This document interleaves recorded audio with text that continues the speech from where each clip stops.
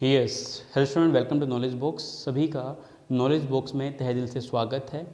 आज हम डिस्कस करने जा रहे हैं रेलवे एनटीपीसी का क्विज़ नंबर फर्स्ट का वीडियो सॉल्यूशन। ठीक है, तो फटाफट से सभी लोग जुड़ जाइए और ये सीरीज़ कंटिन्यू चलने वाली है। आपकी रीजनिंग की क्लास सुबह 11 बजे रहेगी और मैथ्स की क्लास शाम को 5 बजे रहने वाली है।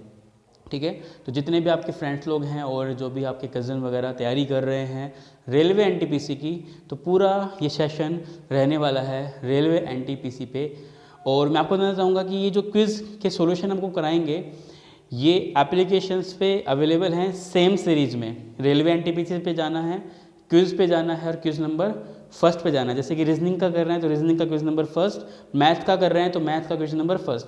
तो करना क्या है आपको कि सबसे पहले उस क्विज़ को देना है। ऐसा नहीं है कि सीधा हम वीडियो देखने आ गए। ठीक है, क्विज़ अपलोड हो चुका है, सबसे पहले हमें इसको क्विज़ को देना है और उसके बाद में वीडियो सॉल्यूशन देखना है। अगर आप सीधा वीडियो सॉल्यूशन देखने आएंगे तो फिर मज़ा नहीं आने वाला है। ठीक है, तो चलिए ज़्यादा बात नहीं करूँगा, सीधे बात करूँगा मैं क्वेश्चन नंबर फर्स्ट पे। तो क्वेश्चन नंबर फर्स्ट आपके स्क्रीन पे है। क्वेश्चन है कथन और कार्यवाही का। ठीक है, क्वेश्चन इस प्रकार है कि एक तेज गति से जाते हुए एक ट्रक ने प्रातःकाल सड़क के किनारे सोए हुए बहुत से लोगों को गंभीर रूप से घायल कर दिया। एक तेज गति से ट्रक जा रहा था तो सड़क किनारे कुछ लोग सोए हुए थे, तो उन लोगों को उसने गंभीर रूप से क्या कर दिया है, घायल कर दिया है। कार्यवाही पहली, cause of action number first, स्थानीय प्रशासन के द्वारा सड़क के किनारे सोने पर तत्काल प्रतिबंध लगा देना जाना चाहिए। दूसरा, तेज गति से चलाने वाले ट्रक के ड्राइवर को पकड़कर उस पर किए गए अपराध हेतु न्यायिक कार्रवाई की जानी चाहिए। सो माय डियर स्टूडेंट्स, मैं आपको बता दूं कि जब भी कथन और कार्रवाई, statement and cause of action से क्वेश्चन आता है तो ऐसे क्वेश्चन से हमें कैसे डील करनी है समझिए। कथन में एक समस्या है, एक प्रॉब्लम है और कार्यवाही में उसका सॉल्यूशन गिवन है। ठीक है, तो दो कार्रवाई दी जाती हैं और उनमें से हमें उस कार्रवाई को सेलेक्ट करना है जिस कार्रवाई से हमारी प्रॉब्लम सोल्व हो रही है। ऐसा नहीं है कि प्रॉब्लम सोल्व नहीं हो रही है फिर भी हम उसको राइट कर रहे हैं, तो वो बात क्या हो जाएगी, गलत हो जाएगी। तो कथन में एक प्रॉब्लम है कि एक ट्रक ड्राइवर था, तेज गति से जा रहा था, किनारे लोग सो रहे थे, उनको उसने उड़ा दिया। पहला कार्रवाई है कि भाई स्थानीय प्रशासन के द्वारा सड़क के किनारे सोने पर प्रतिबंध लगा देना चाहिए। मान लीजिए आप उस एरिया के अधिकारी हैं, आपके सामने ये केस आया, आपने बोला कि उस सड़क पे कोई नहीं सोएगा, तो मुझे बताइए जिस ट्रक ड्राइवर ने ये क्राइम किया है तो वो दोबारा नहीं करेगा क्या, वो तो फिर ही चलाएगा, उसको क्या फ़र्क पड़ता है, ऐसे नो। तो इस कॉज ऑफ एक्शन से प्रॉब्लम सोल्व नहीं हो रही है। सेकेंडली मैं बात करना चाहूँगा कि तेज गति से चलाने वाले ट्रक के ड्राइवर को पकड़कर उस पर न्यायिक कार्रवाई की जानी चाहिए। तो इस कॉज ऑफ एक्शन से क्या प्रॉब्लम सोल्व हो रही है, बिल्कुल भाई। प्रॉब्लम किसने क्रिएट की, ट्रक ड्राइवर ने। तो किसको पकड़ेंगे, ट्रक ड्राइवर को पकड़ेंगे ना, उसको अपराधी घोषित करेंगे, उस पर न्यायिक कार्रवाई होगी और जो भी जुर्माना या फिर जो भी सजा होगी उसको मिलेगी, तो फिर वो दोबारा ये चीज़ नहीं करेगा। क्लियर है क्या। तो इसलिए second cause of actions perfectly क्या है यहाँ पे, राइट है। आई होप आपको समझ में आ गया होगा। तो इन सभी क्वेश्चंस की अगर आपको पीडीएफ भी चाहिए तो ये मेरे व्हाट्सअप नंबर है 9782309382।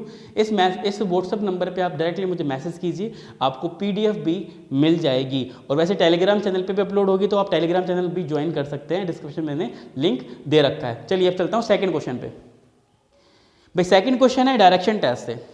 रवि अपने घर से चलना आरंभ करता है और पूर्व में 90 किलोमीटर जाता है और दायां मुड़ता है और फिर वहां से 20 किलोमीटर जाता है, फिर वापस से दायां मुड़ता है और 30 किलोमीटर जाता है और अंत में दायां मुड़ता है और 100 किलोमीटर जाता है।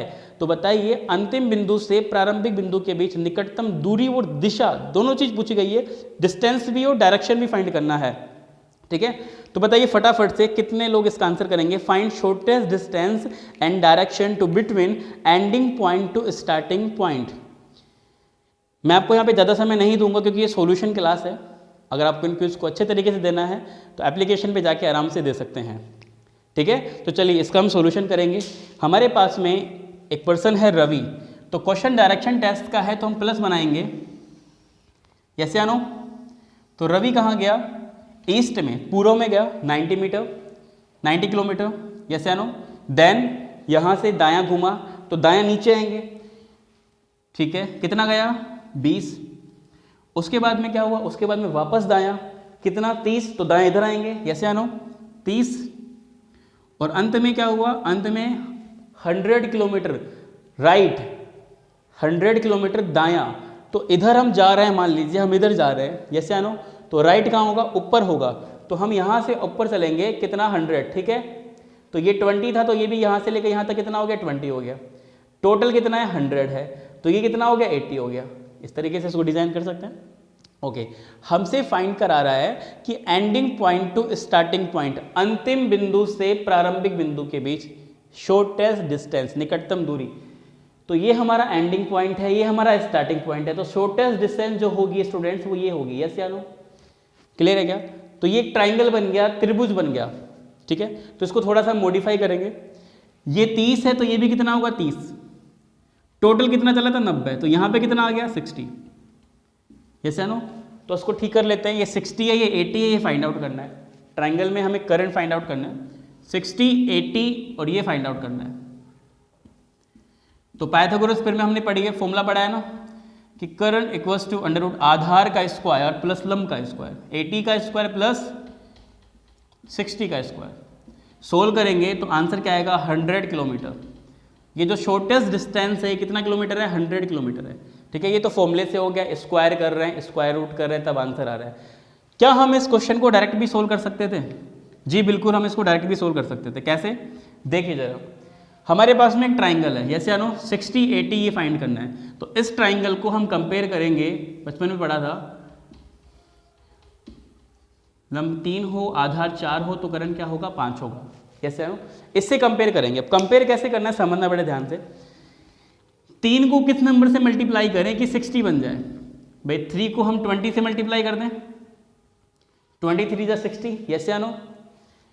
तो शर्त ये है कि 3 को जिस नंबर से आपने मल्टीप्लाई किया है 4 को भी उसी नंबर से मल्टीप्लाई करो, और मल्टीप्लाई करने पे अगर ये नंबर आ रहा है तो 5 को भी 20 से मल्टीप्लाई करेंगे। तो 20 को 4 से करेंगे तो क्या आ गया 80 आ गया।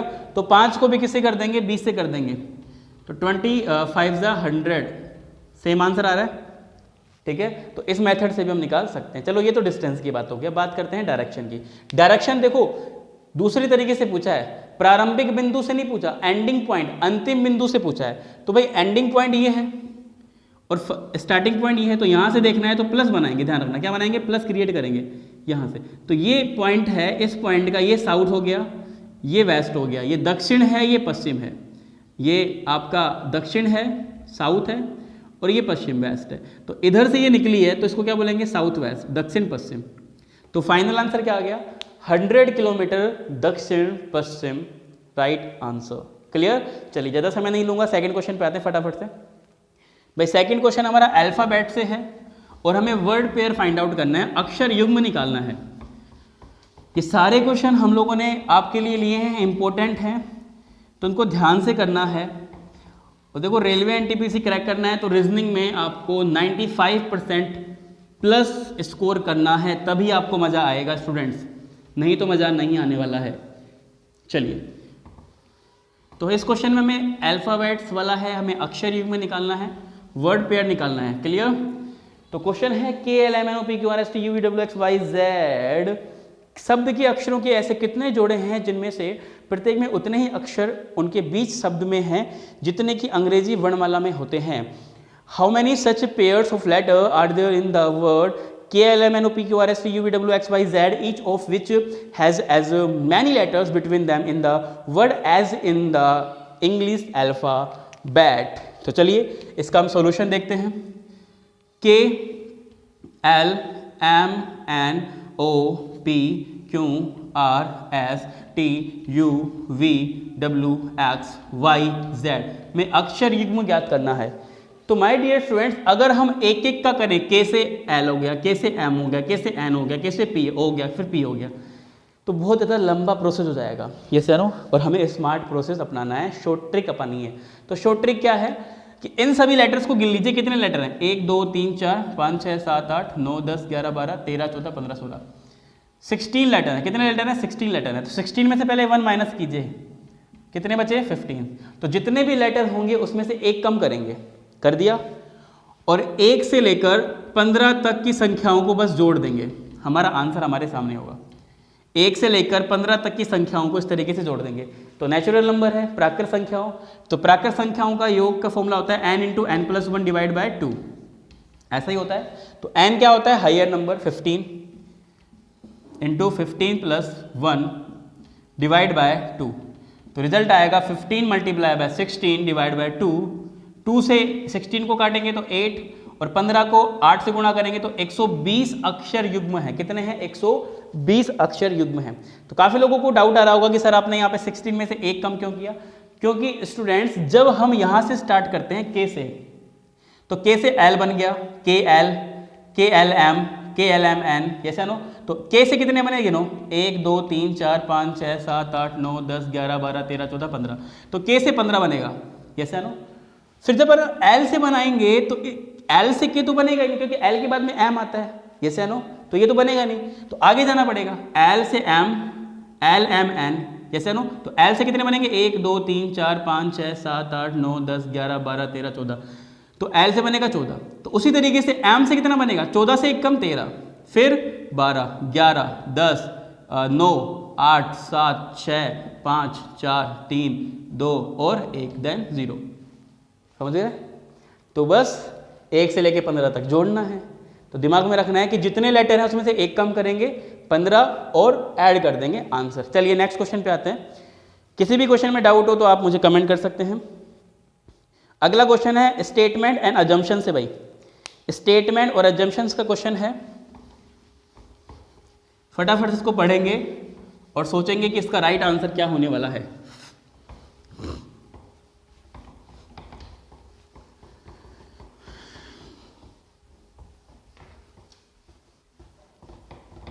चलिए, तो भाई स्टेटमेंट हमारे पास में गिवन है कि रेल पटरियों को पार करने की कोशिश कर रहे कई लोगों को रेलवे पुलिस ने पकड़ लिया है और छोड़ने से पहले उन पर भारी जुर्माना लगाया है। ठीक है, पहला जंक्शन, पहली पूर्ण धारणा, हो सकता है भविष्य में लोग रेल पटरियों पर ना चढ़ें।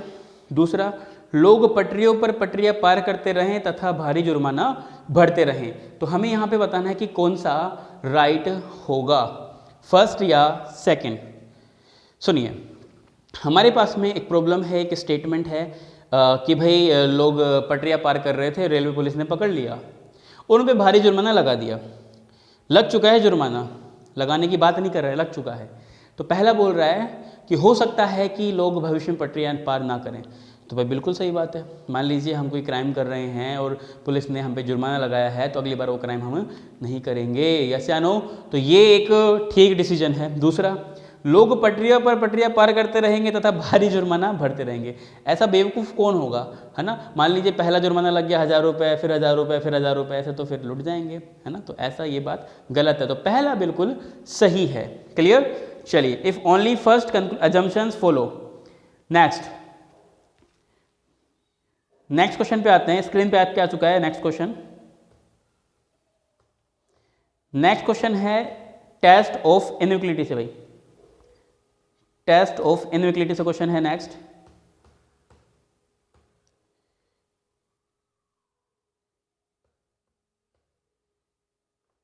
फटाफट से देखेंगे इस क्वेश्चन को आप लोग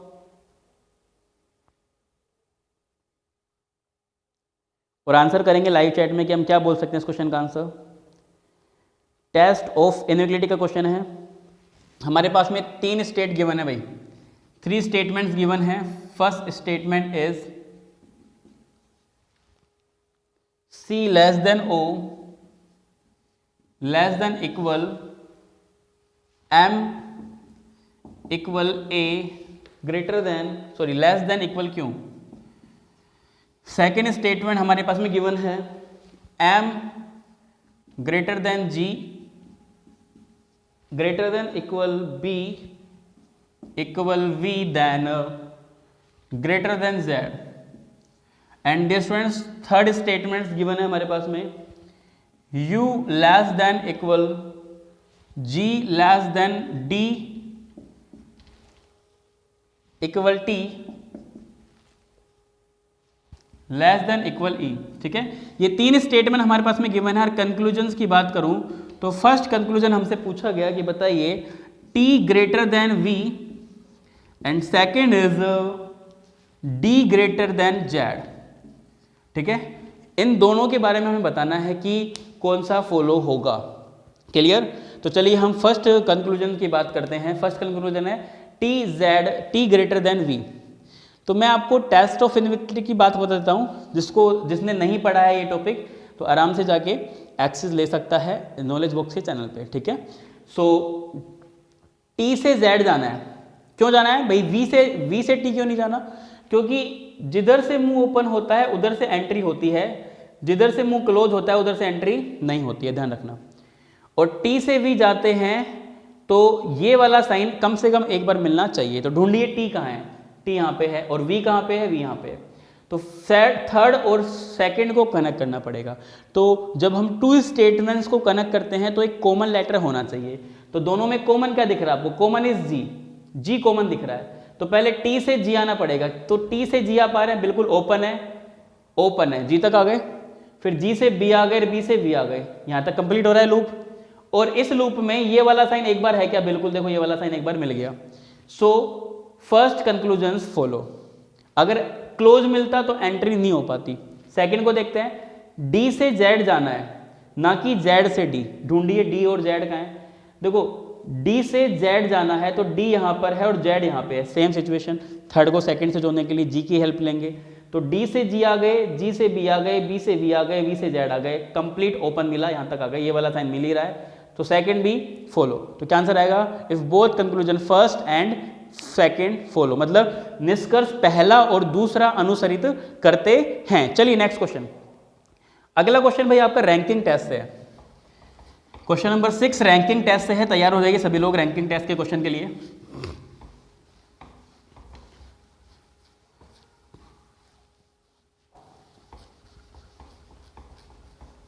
यस, क्वेश्चन है हमारे पास में, इन a row Rita is 15 from left and Madhu is 18 from right.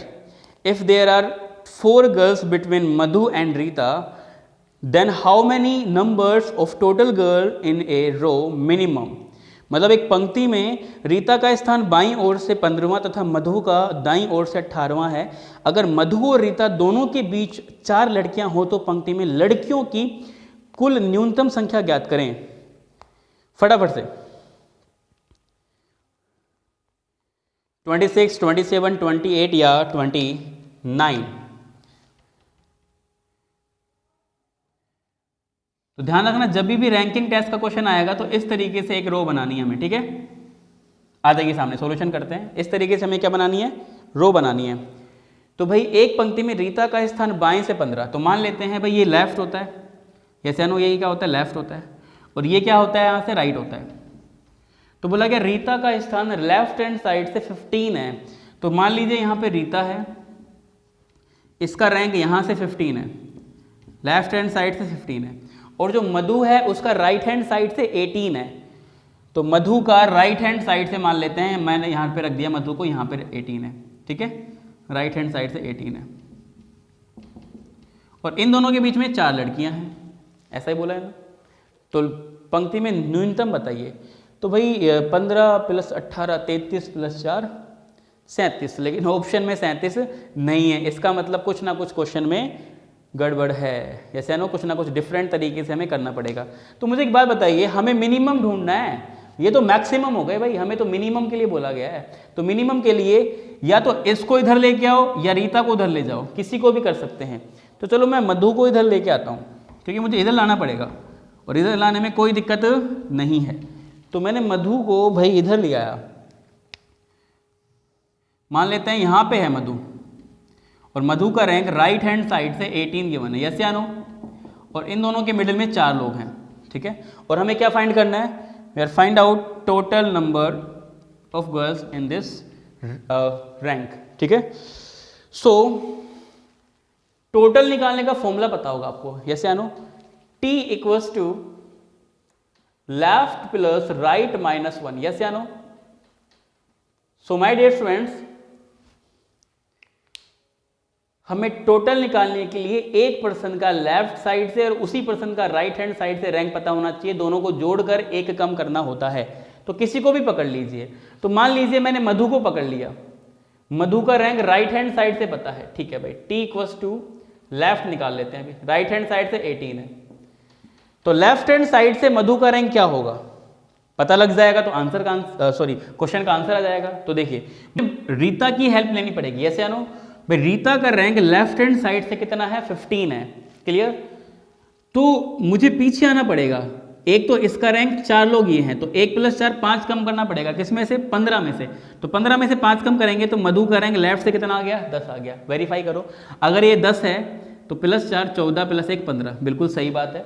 तो मधु का रैंक लेफ्ट से हमें पता लग चुका है कितना है भाई, यहाँ से 10 है, दोनों को ऐड करेंगे 28 में से 1 गया तो 27 इज राइट आंसर। तो इस रो में मिनिमम 27 गर्ल्स हैं, क्लियर। चलिए नेक्स्ट क्वेश्चन पे आते हैं फटाफट से, क्वेश्चन नंबर 7। क्वेश्चन नंबर 7 भी भाई आपका रैंकिंग टेस्ट से है, ठीक है, और काफ़ी इंपॉर्टेंट क्वेश्चन है ये, थोड़ा सा ध्यान से करेंगे। मैं चाहता हूँ कि सभी स्टूडेंट्स क्वेश्चन का आंसर एकदम राइट दें, और गलत तो किसी को करना ही नहीं है, क्योंकि ये जो टाइम है सिर्फ प्रैक्टिस का टाइम है, अपने प्रॉब्लम्स को ख़त्म करने का टाइम है, जो टॉपिक आपको नहीं आता है उस टॉपिक को फिनिश करने का टाइम है, दैट्स इट। तो फटाफट से करिए इस क्वेश्चन को।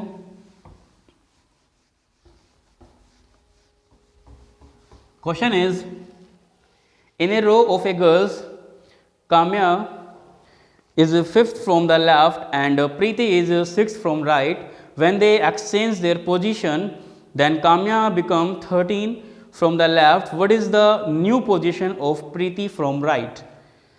लड़कियों की पंक्ति में काम्या का क्रम बाएं से 5वां तथा प्रीति का क्रम दाएं से 6ठा है। जब वे अपना क्रम आपस में बदलते हैं तो काम्या का क्रम बाएं से 13वां हो जाता है, तो प्रीति का दाएं से नया क्रम बताइए। देखो मैं थोड़ा सा इसको ठीक करना चाहूँगा, जब वे अपना क्रम नहीं, जब वे अपना स्थान आपस में बदलते हैं तो काम्या का क्रम बाएं से 13वां हो जाता है, ठीक है। तो देखिए जरा ध्यान से, रैंकिंग टेस्ट का एक क्वेश्चन है भाई, काम्या और प्रीति हैं, तो भाई काम्या और प्रीति पहले इस तरीके से बैठी थी कि काम्या का क्रम बाएं से 5वां, तो बाएं से ये होता है, मान लीजिए ये काम्या है, बाएं से कितना है 5 है। उसी तरीके से स्टूडेंट्स प्रीति का राइट से 6, मान लीजिए राइट ये है, प्रीति का राइट से 6 है, ठीक है, ओके। फिर क्या हुआ, इन दोनों ने अपना सिटिंग इंटरचेंज किया, अपना स्थान परिवर्तित किया, काम्या की जगह प्रीति आ गई, प्रीति की जगह काम्या आ गई, ठीक है। तो यहाँ पे कौन थी काम्या, लेकिन कौन आ गई प्रीति, यहाँ पे प्रीति थी, कौन आ गई काम्या, ठीक है। तो चेंज करने के बाद में काम्या का रैंक लेफ्ट हैंड साइड से 13 हो जाता है। अब ये काम्या का जो रैंक है ना, ये लेफ्ट हैंड साइड से कितना हो गया 13 हो गया, क्लियर। और हमें फाइंड आउट करना है प्रीति का राइट हैंड साइड से, ये प्रीति का हमें फाइंड आउट करना है किधर से, राइट हैंड साइड से, इधर से हमें फाइंड आउट करना है। तो इस तरीके के क्वेश्चन को करने के लिए 2 तरीके हैं। पहला तरीका बेसिक, हमें टोटल पता है क्या, नहीं, हमें टोटल पता नहीं है, ठीक है। तो सबसे पहले हमें क्या निकालना पड़ेगा, हमें टोटल निकालना पड़ेगा। कैसे निकालेंगे, देखिए ये कौन है, काम्या, लेफ्ट से रैंक 13, टोटल निकालने का formula t equals to left plus right minus 1, yes या नो। तो लेफ्ट से 13, राइट से नहीं पता, लेकिन किसके स्थान पे आके बैठी है, प्रीति के स्थान पे। तो प्रीति का राइट से कितना था 6 था, तो इसका भी क्या रहेगा, राइट हैंड साइड से 6 ही रहेगा, कोई चेंज नहीं होगा। तो काम्या का लेफ्ट राइट पता लग गया, ऐड करेंगे और आंसर निकाल देंगे टोटल। तो 19 + -1 18, तो टोटल आ गया। ये हमारा आंसर नहीं है, हमें क्या निकालना है, हमें राइट हैंड साइड से निकालना है, किसका, प्रीति का। तो प्रीति का राइट हैंड साइड से निकालना है, तो प्रीति का लेफ्ट से पता होना चाहिए कम से कम। तो प्रीति किसके रैंक पे है, काम्या के रैंक पे। काम्या का लेफ्ट से कितना है 5, तो प्रीति का भी क्या होगा 5 होगा। तो प्रीति का लेफ्ट से 5 है, टोटल 18 है, तो राइट से निकल जाएगा, बिल्कुल निकल जाएगा। कैसे, देखिए t equals to left plus right minus 1, हमारे पास में 3 टर्म्स हैं, 3 टर्म्स में से मेरे पास में 2 टर्म्स का वैल्यू पता है। तो t 18, प्रीति का left 5 plus r minus 1, yes या नो, 5 में से 1 माइनस करेंगे क्या आएगा 4, और 4 को इधर लेके आएंगे तो 18 minus 4 equals to R. So right is 14 is right answer. Clear? This is the basic method, long method, मजे वाला नहीं है ना, टाइम लग रहा है. तो फिर क्या करें, शॉर्ट ट्रिक अपनाते हैं. मेथड नंबर सेकंड है कि बस आपको कोई डायग्राम नहीं बनाना है भाई, आपको कोई भी डायग्राम नहीं बनाना है, बस क्वेश्चन को पढ़ना है. क्वेश्चन था कि काम्या का रैंक लेफ्ट हैंड साइड से 5 है और प्रीति का रैंक राइट हैंड साइड से 6 है. प्रीति और काम्या ने अपना सिटिंग इंटरचेंज किया, सो काम्या का रैंक लेफ्ट हैंड साइड से 13 हो गया. तो बताइए प्रीति का रैंक राइट हैंड साइड क्या होगा. तो जब भी सिटिंग इंटरचेंज का क्वेश्चन आए और लेफ्ट और राइट पूछे तो आपको एक पर्सन के 2 रैंक्स गिवन होंगे. तो आपको क्या करना है, इन दोनों रैंक्स का डिफरेंस लेना है. तो 5 और 13 का डिफरेंस कितना है 8, और इस डिफरेंस को सेकेंड पर्सन के रैंक में ऐड कर देना है. बस 8 + 6 14, आंसर सेम. दोबारा रिपीट कर रहा हूं, एक पर्सन के 2 रैंक मिलेंगे, उनका डिफरेंस लेंगे और इस डिफरेंस को इसमें ऐड कर देंगे, आंसर. ना कोई टोटल निकालने का झंझट, ना कोई डायग्राम निकालने का झंझट. तो आई होप आपको समझ में आ गया होगा. तो चलिए अब चलते हैं नेक्स्ट क्वेश्चन पे भाई. क्वेश्चन नंबर 8 भाई, क्वेश्चन नंबर 8 है सिटिंग अरेंजमेंट से. सिटिंग अरेंजमेंट का क्वेश्चन है, ध्यान से करेंगे. इन सभी क्वेश्चंस की PDF आप ले सकते हैं, सीधा मुझसे व्हाट्सएप पे मैसेज करेंगे, मेरे नंबर आपके पास में होंगे. सो वहाँ से आप PDF ले सकते हैं और टेलीग्राम चैनल पे भी मिल जाएगी आपको, वहाँ से भी आप ज्वाइन कर सकते हैं. क्वेश्चन नंबर 8 सिटिंग अरेंजमेंट का क्वेश्चन है भाई. तो ध्यान से करेंगे सभी लोग विदाउट मिस्टेक के.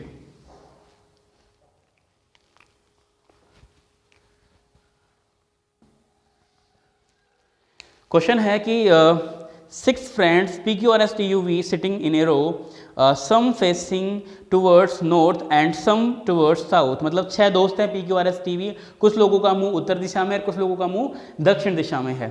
ठीक है. क्यों is facing toward north but not sitting next of S. मतलब क्यों का मुंह उत्तर दिशा में है लेकिन वो एस के बगल में नहीं बैठा है. S and U facing diagonal opposite direction. मतलब एस तथा यू विकीर्ण दिशा में है. विकीर्ण मतलब इस तरीके से, लाइक दिस या लाइक दिस. ठीक है. Next, R sitting immediately right of you and facing towards south and T is facing north side. मतलब आर यू के तुरंत दाएं है और उनका मुंह दक्षिण दिशा में है और टी का मुंह उत्तर दिशा में है. तो बताइए who amongst the following is facing you. मतलब तो बताइए यू के सामने कौन बैठा है, क्यों, टी, एस या इनमें से कोई नहीं. तो ये क्वेश्चन है भाई सिटिंग का. तो सिटिंग के लिए हमें कुछ इस तरीके से डायलॉग्स होते हैं, हमें इस तरीके से फॉलो करने पड़ते हैं. ठीक है. हमारे पास में 6 लोग हैं PQRSTV. अब कौन कहाँ बैठा है यहाँ पे बताया नहीं गया है. हमें बोला गया है कि क्यों is facing towards north but not sitting next of S. मतलब क्यों का मुंह उत्तर दिशा में. तो मान लीजिए यहाँ पे जो भी लोग बैठेंगे उनका फेस उत्तर दिशा में होगा, अरे यस या नो, और इनका फेस कहाँ होगा, दक्षिण दिशा में होगा. क्लियर. तो क्यों का मुंह उत्तर दिशा में मतलब क्यों नीचे बैठेगा. अब कहाँ बैठेगा अभी आगे बात चलेगी. एस तथा यू विकीर्ण दिशा में है, एस तथा यू विकीर्ण दिशा में है. ठीक है. तो अभी भी एस और यू को कहीं भी बैठा सकते हैं. एस यहाँ भी आ सकता है, यू यहाँ आ सकता है, एस यहाँ आ सकता है, यू यहाँ आ सकता है. कोई इंस्ट्रक्शन नहीं. आगे बढ़ते जाओ. देखो कभी भी कोई आपको हिंट ना मिले तो आगे बढ़ते जाएगा क्वेश्चन को, कहीं ना कहीं हिंट मिलेगा. ठीक है. आर यू के तुरंत दाएं है तथा उसका मुंह दक्षिण दिशा में है. आर यू के तुरंत दाएं हैं और उसका मुंह दक्षिण दिशा में है. तो दक्षिण दिशा में होगा तो आर और यू ऊपर ही बैठेंगे. और ऊपर बोला गया था एस और यू विकीर्ण दिशा में हैं, डायगोनल हैं. तो अगर यू यहां पर है तो यू एस ऊपर नहीं आएगा, एस नीचे ही आएगा. क्लियर है क्या. ठीक है. आगे क्या बोला कि T is facing north direction. मतलब टी का मुंह उत्तर दिशा में. तो टी का मुंह उत्तर दिशा में करना है तो आपको टी को नीचे बैठाना पड़ेगा. तो देखो 2 यहां आ गए, 3 यहां आ गए, तो एक बचा कौन, पी. तो पी का बैठेगा यहाँ पे बैठेगा. क्लियर है क्या. ठीक है. तो अब क्वेश्चन की शुरुआत कहाँ से करें. क्वेश्चन की शुरुआत करो एक 100% वाले थॉट से. 100% वाला थॉट ये है कि यू के तुरंत दाएं आर बैठा है. तो देखो एक बात पक्की है, या तो यू यहाँ बैठेगा या यू यहाँ बैठेगा. सर बीच में क्यों नहीं बैठेगा? क्योंकि बेटा बीच में इसलिए नहीं बैठेगा क्योंकि विकीर्णवत करना है एस के यू को, ठीक है, इसलिए। तो अगर यू यहां बैठेगा तो यू के दाएं आर यहां बैठ सकता है, और अगर यू यहां बैठेगा तो आर के दाएं, यू के दाएं आर यहां नहीं बैठ सकता। तो इसके मतलब ये वाली सिचुएशन क्या हो गई? गलत हो गई, ये वाली राइट हो गई। तो यू यहां आ गया, आर यहां आ गया, तो यहां पे कौन आएगा? पी आएगा। अगर यू यहां बैठेगा तो यहां पे कौन बैठेगा? एस, विकीर्णवत है। और बोला गया है कि जो आर है, सॉरी ये जो क्यू है वो एस के बगल में नहीं है, तो एस के बगल में क्यू यहां नहीं आएगा, तो पक्का यहां आएगा। तो टी बच गया तो टी यहां आएगा। तो क्या पूछा गया? यू के सामने कौन है? तो यू के सामने आपका क्यू है। So Q is perfectly right answer, option number A. I hope आपको समझ में आ गया होगा। चलिए next question. Second question is syllogism, कथन इसका क्वेश्चन है।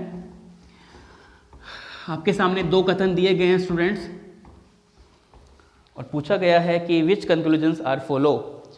सॉरी दो नहीं है, तीन है, ए सी बी ए सी। ओके, स्टेटमेंट है हमारे पास में। फर्स्ट इज, तब तक आप ट्राई करेंगे जब तक मैं क्वेश्चन लिखता हूं फटाफट से।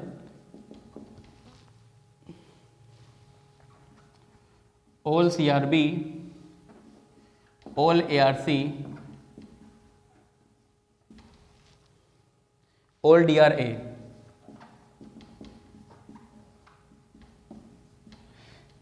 कंक्लूजन इज, निष्कर्ष पहला, कुछ डी बी हैं कुछ सी डी हैं।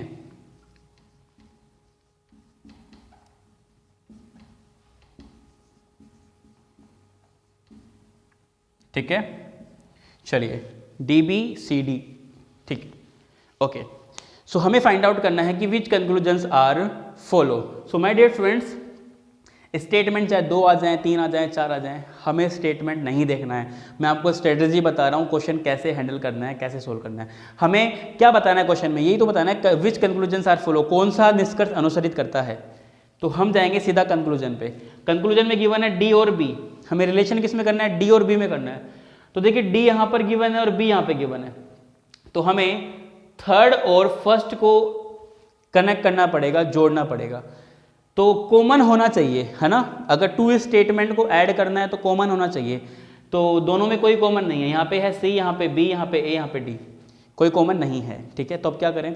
तो भाई आप अगर कॉमन नहीं मिलता है और स्टेटमेंट 3 आते हैं तो दूसरा तरीका अपना सकते हैं। दूसरा तरीका क्या है कि अगर स्टेटमेंट फर्स्ट सेकंड से कनेक्ट हो, सेकंड थर्ड से कनेक्ट हो जाए, तो थर्ड किससे कनेक्ट हो जाएगा? थर्ड फर्स्ट से परफेक्टली कनेक्ट हो जाएगा। तो फर्स्ट को सेकंड से कनेक्ट करने के लिए क्या चाहिए? Common term. कॉमन टर्म है सी, सी कॉमन टर्म मिल गई, यस या नो। और सी के साथ क्या है? ऑल है। तो कॉमन टर्म के साथ में या तो ऑल होना चाहिए या नो होना चाहिए, तभी कनेक्ट होते हैं। ठीक है, तो फर्स्ट सेकंड से कनेक्ट हो गया। सेकंड और थर्ड को कनेक्ट करेंगे, कॉमन ए, ऑल मिल गया, कनेक्ट हो गया। तो फर्स्ट सेकंड से कनेक्ट हो गया, सेकंड थर्ड से कनेक्ट हो गया, थर्ड किससे कनेक्ट हो गया? फर्स्ट से कनेक्ट हो गया। सारे पॉजिटिव हैं, तो रिजल्ट क्या मिलेगा? पॉजिटिव, बिल्कुल पॉजिटिव है। चेक करेंगे, देखो डी के साथ में यहाँ पे ऑल गिवन है। ऑल का मतलब होता है 100 रुपये, मान लो।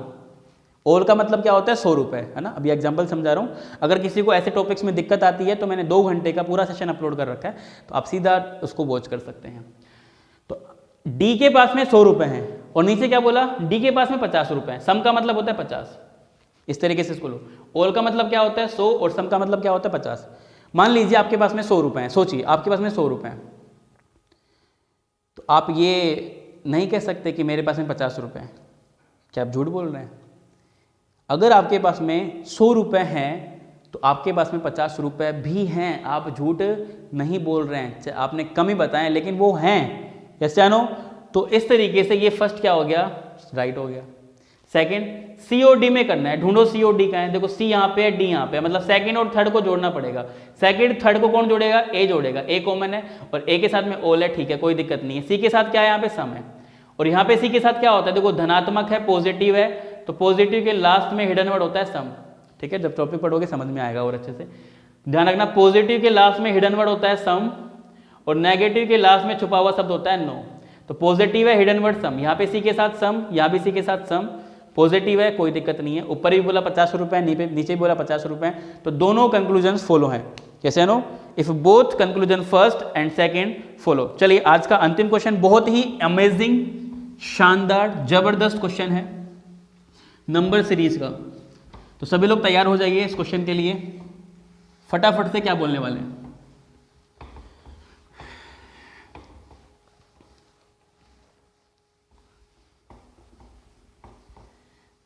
1 8 27 36,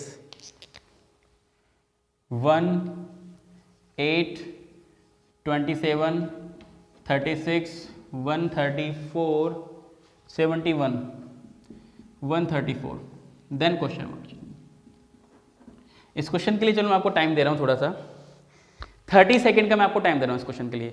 और अच्छे से क्वेश्चन देने हैं तो आप एप्लीकेशन पे जाइए नॉलेज बॉक्स के, गूगल प्ले स्टोर पे मिल जाएगा। और रेलवे एनटीपीसी पे जाना, क्विज में जाना, रीजनिंग में जाना, क्विज नंबर फर्स्ट है ये, ठीक है। तो वहाँ से सीधा आप आराम से दे सकते हैं और एक क्वेश्चन के लिए 1 मिनट मिलेगा, आराम से दीजिए। और फिर किसी भी क्वेश्चन में डाउट हो तो फिर यहाँ पे आपके वीडियो सोल्यूशन देख सकते हैं।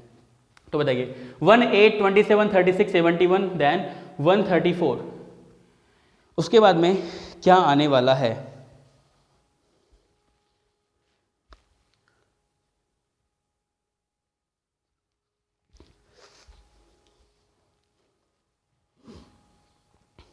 दौड़ाइए दिमाग को।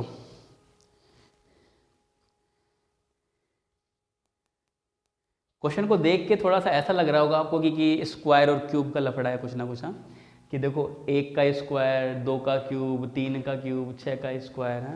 लेकिन फिर आगे की कहानी बिगड़ गई, 71 134 है ना, आगे स्क्वायर क्यूब नहीं है। एक एग्जामिनर जो होता है ना, उसकी स्ट्रेटजी होती है आपको फेल करना, आपको बेवकूफ़ बनाना। तो जैसे कि अभी आपने इस क्वेश्चन को देखा तो आपका दिमाग किधर डाइवर्ट हो गया? स्क्वायर और क्यूब में डाइवर्ट हो गया। तो यहाँ तक स्क्वायर और क्यूब में डाइवर्ट हो गया तो आप टाइम वेस्ट करोगे स्क्वायर और क्यूब पे। लेकिन यहाँ पे दिक्कत है, यस या नो। और अगर मान लो मैं यहीं तक पूछता, यहाँ पे क्वेश्चन वाचक चिन्ह लगा देता तो फिर तो पक्का ही आप फंस जाते, फिर तो पक्का ही आप फंस जाते। लेकिन चलो मैंने थोड़ा सा मीडियम लेवल कर दिया है ना। मेरा टारगेट होता है कि मॉडरेट लेवल के क्विज बनाऊँ आपके लिए, ऐसे नहीं कि बहुत ही कठिन बना दिए, हो ही नहीं रहे हैं, एग्जाम में नहीं आते हैं, फालतू टाइम वेस्ट कर रहे हैं, नहीं। ऐसे क्विज मिलेंगे जो एग्जाम में आते हैं, जो लेवल होता है उस तरीके के। कुछ क्वेश्चन आसान भी होंगे, कुछ क्वेश्चन टफ भी होंगे, कुछ क्वेश्चन मीडियम वाले भी होंगे, ठीक है। तो चलिए समय आपका हो चुका है समाप्त। तो इस क्वेश्चन को करने का तरीका मैं आपको बताता हूँ। क्या लॉजिक है? 1 8 27 को जोड़ दीजिए, 8 + 1 9, और 27 में कितना जोड़ेंगे? 9 जोड़ेंगे तो क्या आएगा? 36।